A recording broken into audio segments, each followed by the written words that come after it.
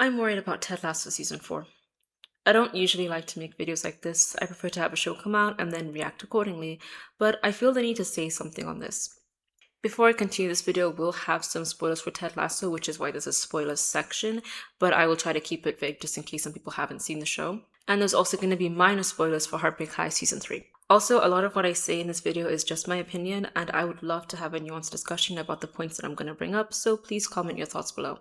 I put this video on pause for a bit because I didn't really feel like it was that necessary, and if I'm being honest, I'm feeling a little lazy. But at the time I'm writing this, Supergirl's about to come out, and all the unwarranted backlash that is happening has reminded me why I wanted to make this video. I'll come back to the Supergirl stuff in just a second. So for context, I really love Ted Lasso. I watched the first season a couple of months before I went to college, and then when I went to college, it was a show that helped me connect with two of my closest friends. I must have seen both season 1 and 2 at least 3 times each, but I never actually went back to season 3. When I watched it, it just felt kind of off. I couldn't really place my finger on it at the time, but recently I've been revisiting the show through highlights and clips on YouTube, and so many moments of season 3 are hitting better than they did when I first watched it. I've always said that the final season of a show will rarely be my favorite season because it's full of moments of saying goodbye and wrapping up loose ends in ways that sometimes feel rushed. So maybe that was the reason for my initial underwhelmed response to the 3rd season. Now that some time has passed, I think my main and probably only issue with the season, outside of Zaba, I don't know, I just didn't like Zaba. I don't think I got it. Was Keely and Roy.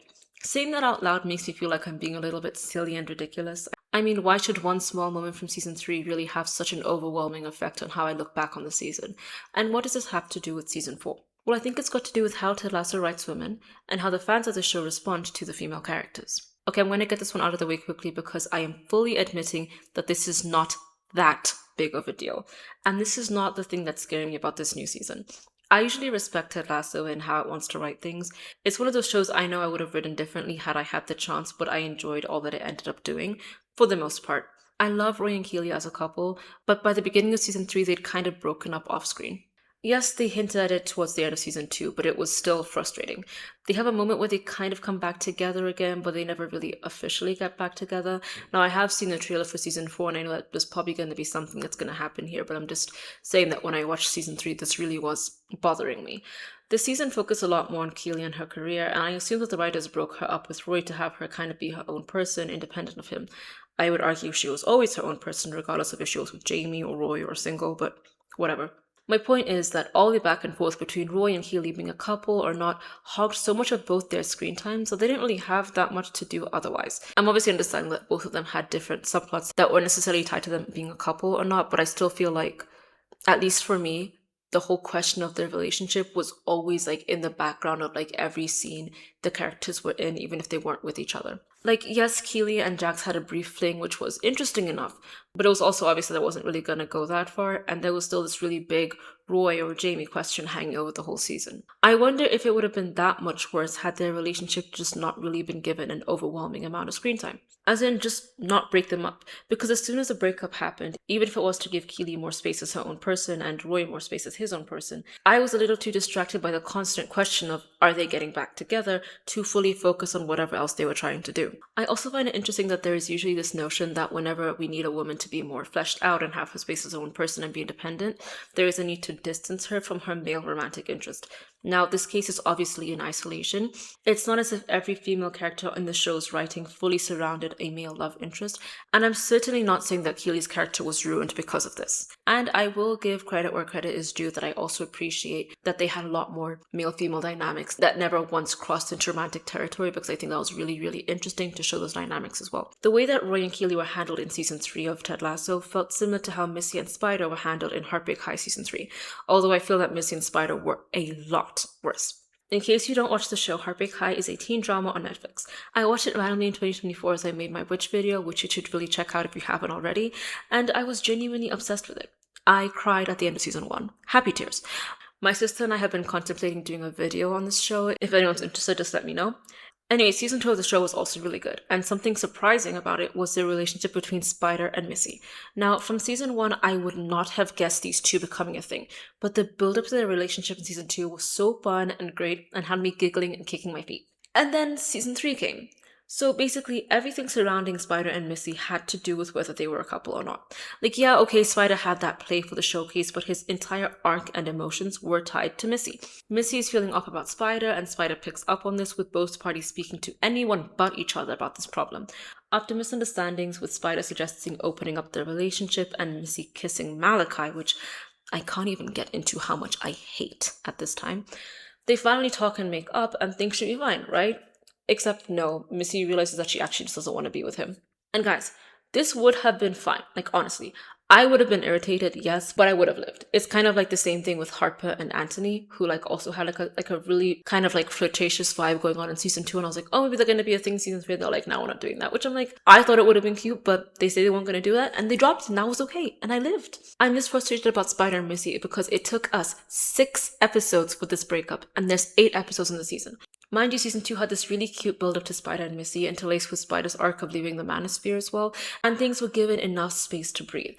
But to take like 6 episodes just to break them up anyway and give them nothing else to do, come on. Like, in the end, they all go off and show what their lives are outside of high school. Missy makes it into professional football, and Spider becomes a basketball coach.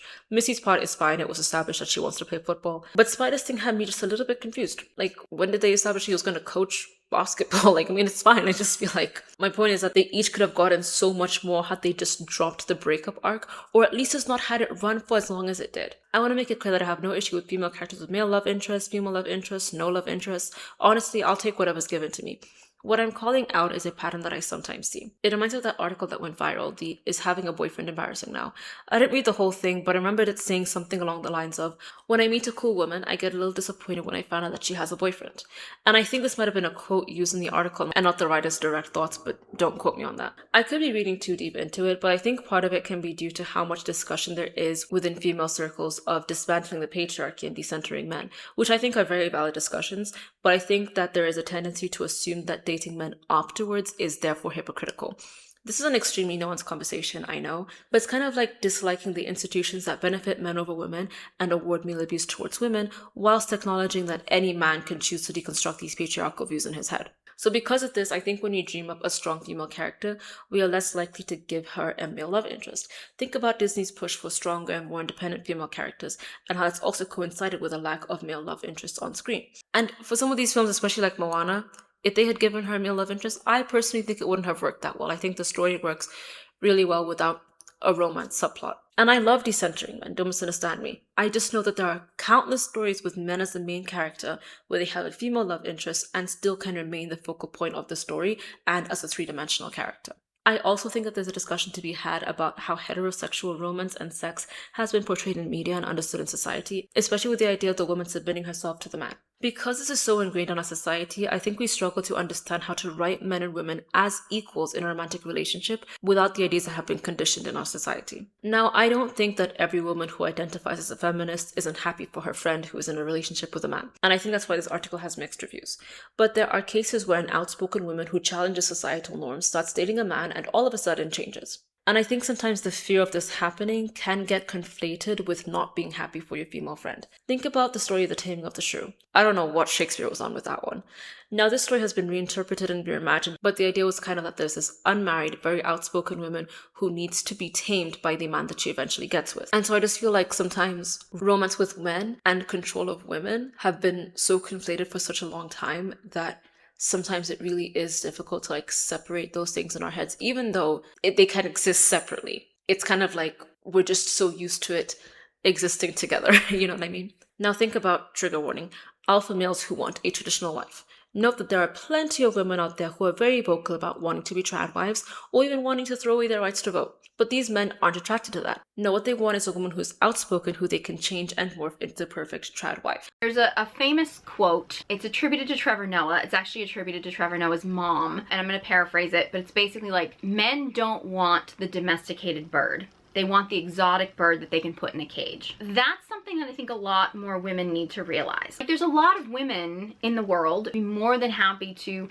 stay at home, raise a family, like that's their priority. Unfortunately, too many men that want a woman that will do that don't pick the woman for whom that's their goal. They pick the woman that has the drive, the ambition, that wants to be a professional ballerina or wants to be a movie star or wants to be something other than being a wife and mother, and he tries to make her into the wife and mother. My point is that all these things exist, and I don't doubt that they still play a part in how we write women and how we write women who are attracted to men. The other dilemma I feel is the career or family life option.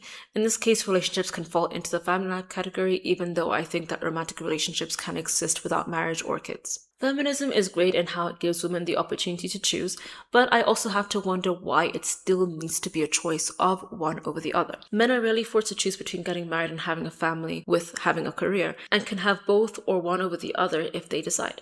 But for women, these options are always posed as mutually exclusive, even in fictional media. And in the real world, especially in corporate spaces, a man being married and having children can actually be part of what gets him a promotion, because they're like, well, he has to provide for his family.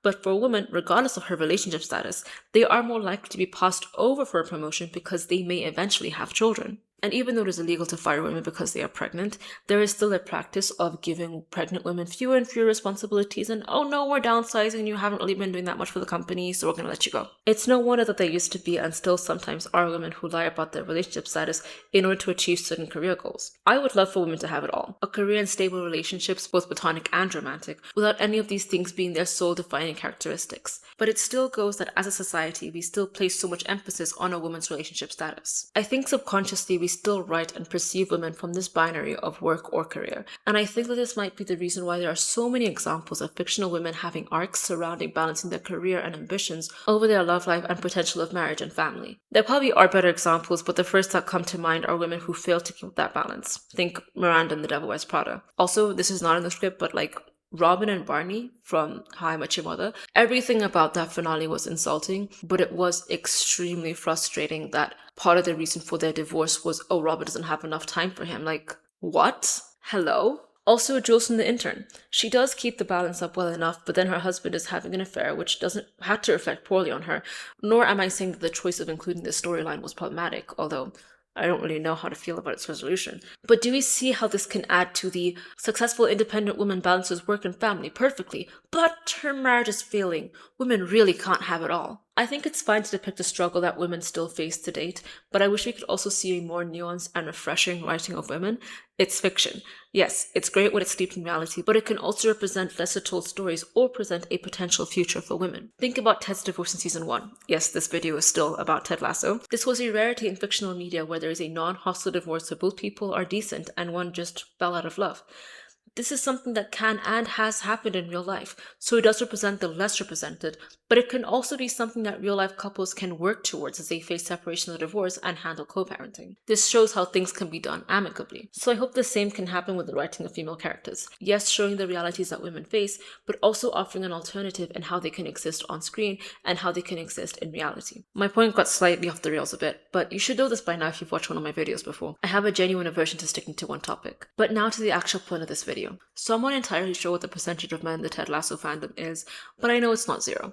Like I said, I've seen a lot online about the upcoming Supergirl film, and especially how a lot of men are reacting to it. At this point, I think it's already out, and I'm dodging literally everything I can online because I want to watch it without any influence, but some stuff is still seeping through, and it doesn't seem like this film is being that well received, which I unfortunately feared would happen. And I fear this is what might happen with Ted Lasso season 4. A disclaimer, I am not preying on the show's downfall at all, and I don't think that online hate can actually change the quality of the show. What I think is that some things are connected. Online controversies causes people not to see a film, causes the film's box office to tank, causes people to see the film less positively. And then in the case of a TV show, if it's not received well for either valid or stupid reasons, and people don't really want to watch it, people don't really care about it, eventually gets cancelled, so we can never even let the show get any better because it never got another season. Regarding modern Western film and TV, I think that there's a decline in the writing and quality of them that happens to sometimes coincide with more stories about women and people of color. This is not as consistent across every type of on-screen media, but I'm going to use the MCU as an example. Post-Endgame, the writing quality of some of the films kind of took a nosedive. There were way too many projects being released, the VFX artists were fed up, fans wanted Endgame level threats and climaxes, and the writing buckled under the weight of all this. Around the same time, there were more products focusing on female and non-white superheroes, and it became really difficult to deduce what was genuine criticism from what was just straight up racism and misogyny. I've been working on a video about The Legend of Korra, which is a deeply flawed show, but it's difficult within the fandom to separate valid criticism from hate based on the fact that Korra is a woman. Supergirl has underperformed at the box office, but is it because it was a genuinely bad film, or because people don't want to see it because she's a woman? I don't know the answer to this question. I haven't seen the movie yet. And back to the MCU, I would also argue that certain films got dismissed prematurely. Case in point, The Marvels.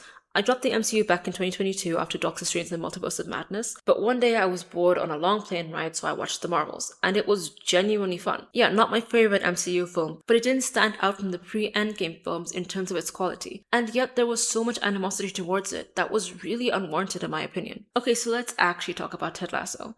The last video I posted might be my most divisive one yet. Those comments were something. Please stop using slurs in my comment section. No matter what it is, it can never be that serious, and certain language will never be necessary. I responded to one of the more reasonable comments, and I made the claim that everything is political, which not everyone seemed to agree with. I say everything is political in response to people complaining that movies are too political today, or this show was really good until it got too political. Notice also that political and woke are sometimes used interchangeably. The reason for this is that political is often used as a description of going against the status quo that is a straight white man. So changing the main character to a woman is political. Race swapping is political. And I agree. I'm not going to argue against that claim. What I am saying is that having white men as the default is political as well. I bring this up to say that the current distaste for quote-unquote political media is extremely unwarranted considering that all media is political.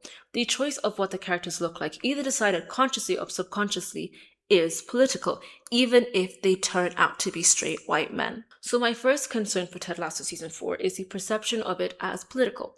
It will focus more on female characters, and I don't know if I have that much faith in society for us to receive this well.